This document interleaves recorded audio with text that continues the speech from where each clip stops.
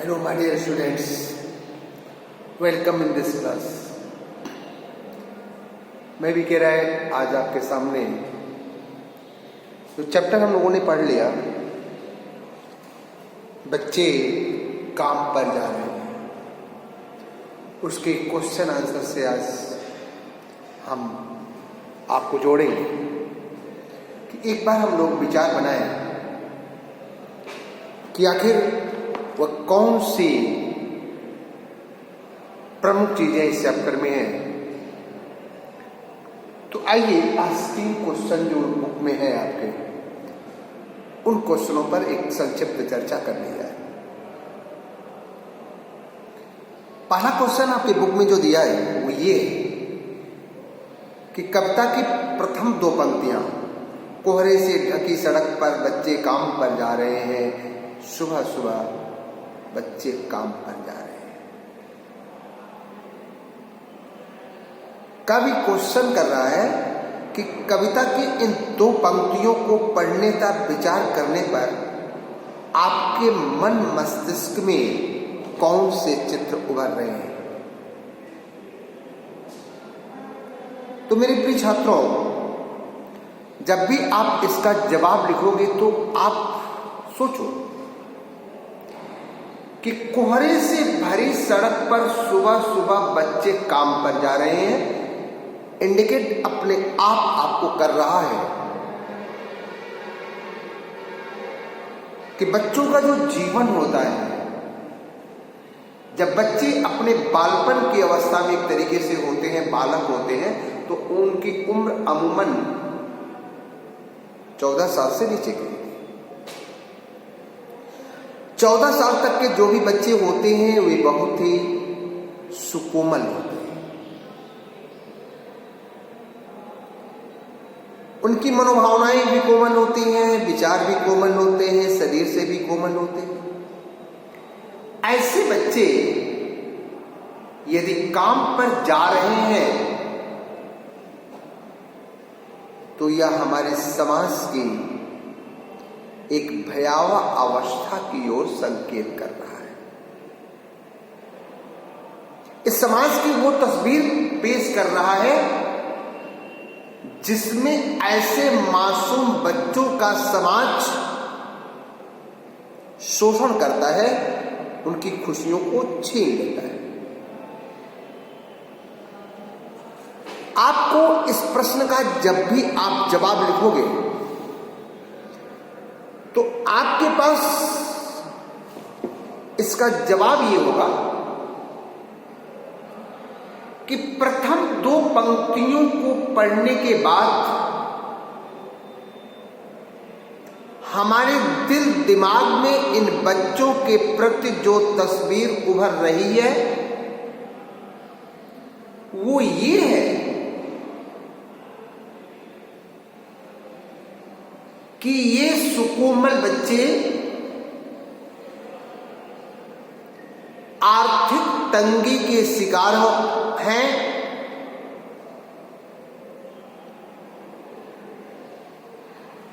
आर्थिक तंगी के शिकार हैं और अपनी आर्थिक मजबूरियों के चलते इस ठंडक भरे प्रातः काल में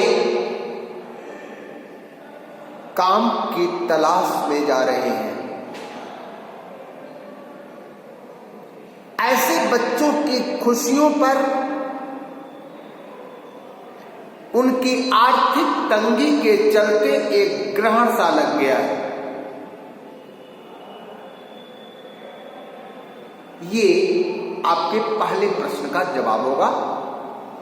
फिर से सुन लीजिए कि कविता की प्रथम 2 पंक्तियों को पढ़ने के बाद ये आभास हो रहा है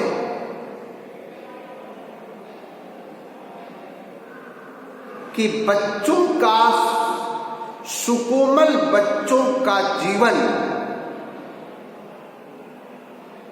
आर्थिक तंगी का शिकार हो गया है, जिसके चलते कोहरे से भरे प्रातः काल में ये अपनी आंखों को मलते हुए अपनी खुशियों को दफन करते हुए काम की तलाश में निकल पड़े हैं, या इस समाज के लिए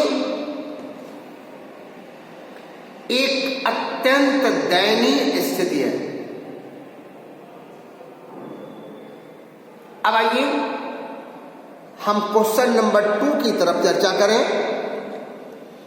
क्वेश्चन नंबर 2 आपके बुक में है कि कवि का मानना है कि बच्चों का काम पर जाना विवरण की तरह न लिखकर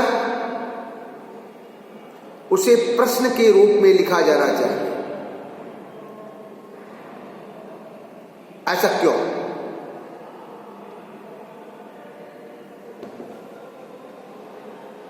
प्रश्न का जवाब होगा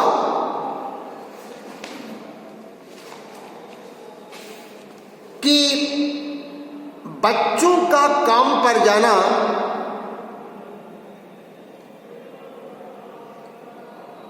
उनकी लाचारी की तरफ संकेत कर रहा है। हमें इस बात को विवरण की तरह ना लिखकर प्रश्न के रूप में लिखा जाना चाहिए, क्योंकि विवरण की तरह लिखे जाने पर हम उनके प्रति अपने दिल में उचित संवेदना नहीं जगा पाते। हमारे मन मस्तिष्क में वह चित्र नहीं उभर पाता जो उभरना चाहिए।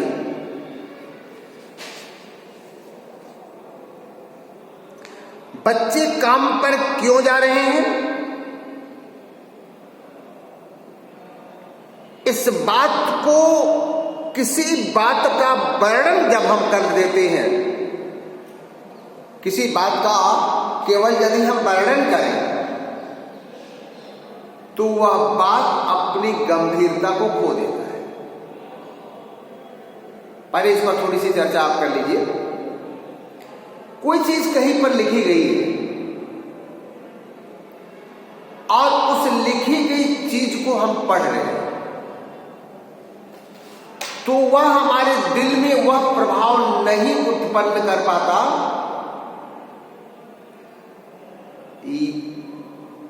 जो हमारे दिल में भावना उत्पन्न करती है प्रश्नात्मक शैली की बात। क्योंकि विवरण की तरह यदि वो बात लिखी गई होती है, केवल बात का लेखन कर दिया गया होता है, तो हम एक बार की सरसराहट तौर पर उसको पढ़ते चले जाते हैं और उसकी गंभीरता पर कोई ध्यान नहीं देते। लेकिन इसी बात को यदि प्रश्न के रूप में पूछा जाए कि बच्चे काम पर क्यों जा रहे हैं, उनके सामने कौन सी परिस्थितियां हैं, कौन सी लाचारी है, आखिर बच्चों का काम पर जाना उचित है या अनुचित है, तो यदि ये प्रश्न के रूप में बात हमारे सामने आएगी तो निश्चित है कि हम उस पर विचार करने के लिए विवश हो सकेंगे। हमारे मन में ऐसे निरीह और मासूम बच्चों के प्रति एक संवेदना का भाव जागृत होगा।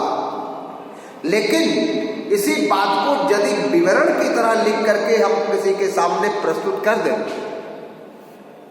तो उसमें वह गंभीरता नहीं रह जाती।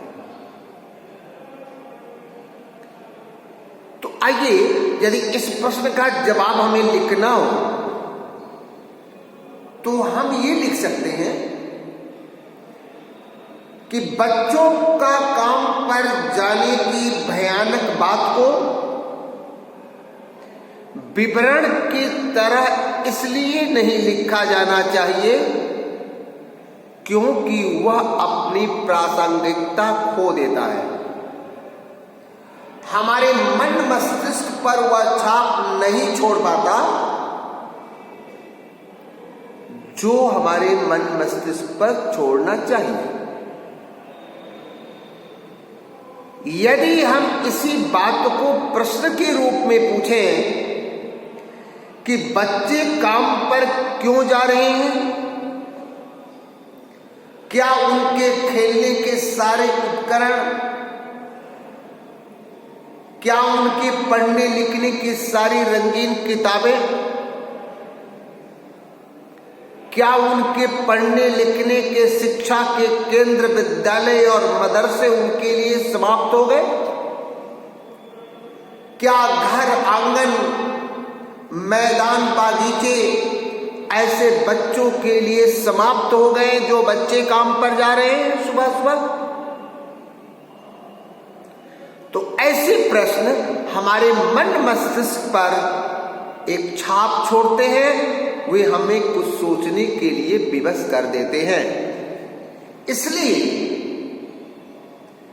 बच्चे काम पर क्यों जा रहे हैं, इस बात को विवरण की तरह ना लिख करके प्रश्न के रूप में पूछा जाना चाहिए। अब आप क्लियर हो गए होंगे? एक बार फिर से, विवरण की तरह लिखे जाने पर कोई भी विषय या घटना अपनी प्रासंगिकता खो देती है। मनुष्य के मन मस्तिष्क पर वह छाप नहीं पड़ता जो पढ़ना चाहिए। लेकिन इसी बात को यदि प्रश्न के रूप में किसी से पूछा जाए कि इस ठंडक भरी सुबह में बच्चे काम पर क्यों जा रहे हैं, क्या उनके खेलने के लिए दुनिया में खेल के मैदान नहीं या खेल की सामग्री नहीं, उन्हें पढ़ने के लिए मदरसे या विद्यालय नहीं और रंगीन किताबें नहीं, क्या उनके लिए दुनिया के सारे खेल के मैदान में बागीचे घर आंगन सब कुछ समाप्त हो गए? तो ऐसे प्रश्न हमें कुछ सोचने के लिए मजबूर कर देते हैं और हमारे मन मस्तिष्क पर एक संवेदना का भाव जगा सकते हैं। इसलिए ऐसे प्रश्नों को विवरण की तरह न लिखकर प्रश्न के रूप में पूछा जाना चाहिए।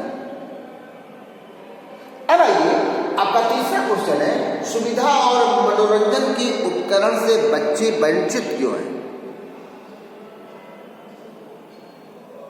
इस प्रश्न का जवाब बहुत सीधा सा स्पष्ट सा है कि आखिर बच्चों को वो सुविधा या मनोरंजन की सामग्रियां क्यों नहीं मिल पा रही। तो आप अपने मस्तिष्क से सबसे पहली प्रश्न तो यही जान सकते हैं कि वे आर्थिक तंगी के शिकार हैं। और आर्थिक तंगी का शिकार क्यों है? क्योंकि उनके घर परिवार के जो मुखिया हैं वे काम करने में लाचार हैं।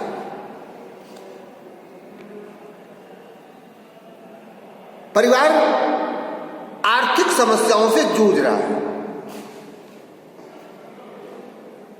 इसलिए ऐसे समय में बच्चों का काम पर जाना आवश्यक हो गया है। आपको मैंने जब एक्सप्लेन मैंने किया था तो आपको मैंने अवगत कराया था, आपको बताया था कि देखो ऐसी परिस्थितियां कब आती हैं कि बच्चे अपनी खुशियों से महरूम हो जाते हैं। बच्चों को जो खुशी मिलनी चाहिए, जो बच्चों का जीवन होता है, खेलने खाने का जीवन, वह आखिर इस प्रकार से समस्याग्रस्त क्यों हो जाता है कि उन्हें अपनी खुशियों का गला घोटना पड़ता है, उन्हें होटलों में जाकर के कप प्लेट धोनी पड़ती है, मालिकों की गालियां सुननी पड़ती है, कम पैसे में उनका आर्थिक शोषण किया जाता है। ऐसी मजबूरियां किसी बच्चे के सामने क्यों आती हैं? जब उनके कंधों पर स्कूल का बैग होना चाहिए था, उनके हाथों में खेलने के सामान होने चाहिए थे, पढ़ने लिखने की किताबें होनी चाहिए थी, तो ऐसे समय में आखिर इन सारी सुविधाओं और मनोरंजन के उपकरणों से बच्चे वंचित क्यों हो गए? आपके पास स्पष्ट जवाब था। जानते भी कि जब किसी के सामने आर्थिक मजबूरियां होती हैं, घर में खाने के लाले पड़ जाते हैं, परिवार का मुखिया जब किसी काम को करने के लिए विवश और लाचार हो जाता है, वो काम नहीं कर सकता या काम करता नहीं, तो ऐसी अवस्था में परिवार की जिम्मेदारी उठाने वाले बच्चों को काम पर जाना पड़ता है। उन्हें अपनी खुशियों का गला घोटना पड़ता है, उन्हें खेतों में मजदूरी करनी पड़ती है, उन्हें किसी होटल और रेस्तरां में कप प्लेट धोना पड़ता है, उन्हें किसी सामंतवादी शक्तियों, सामंतशाही प्रकृतियों या जमींदार लोगों के घर जाकर के मेहनत का काम करना पड़ता है, तब वो 2 जून की रोटी अपने परिवार को दे पाते हैं।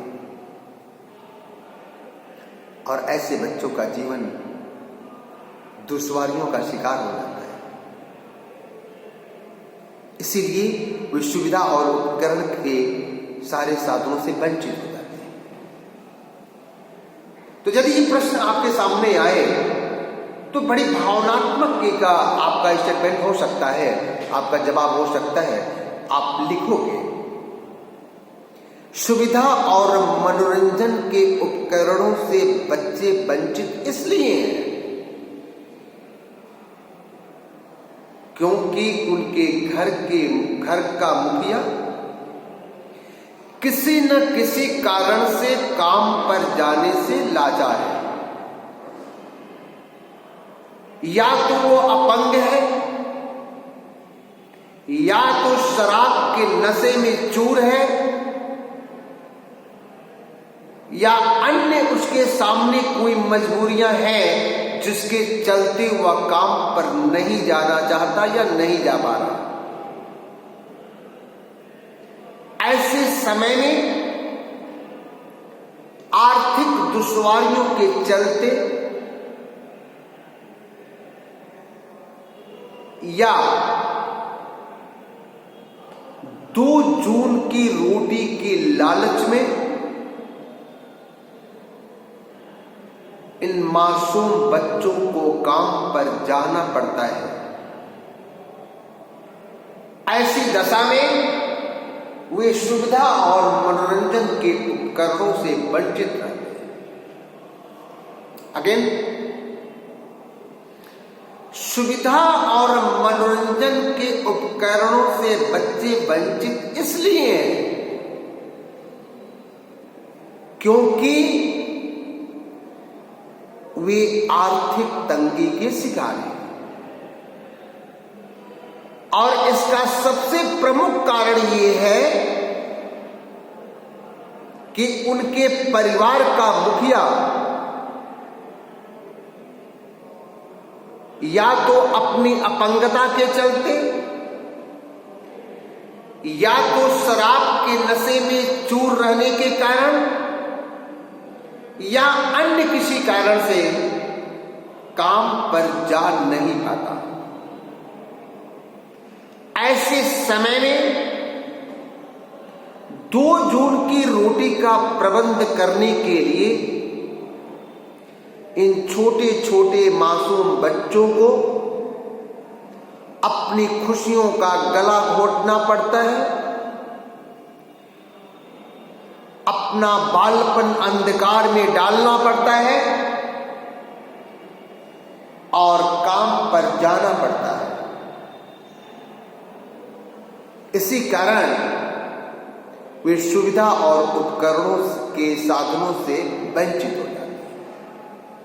तो आज आपने इन 3 बातों को ध्यान से सुना, 3 प्रश्नों का उल्लेख आज हुआ।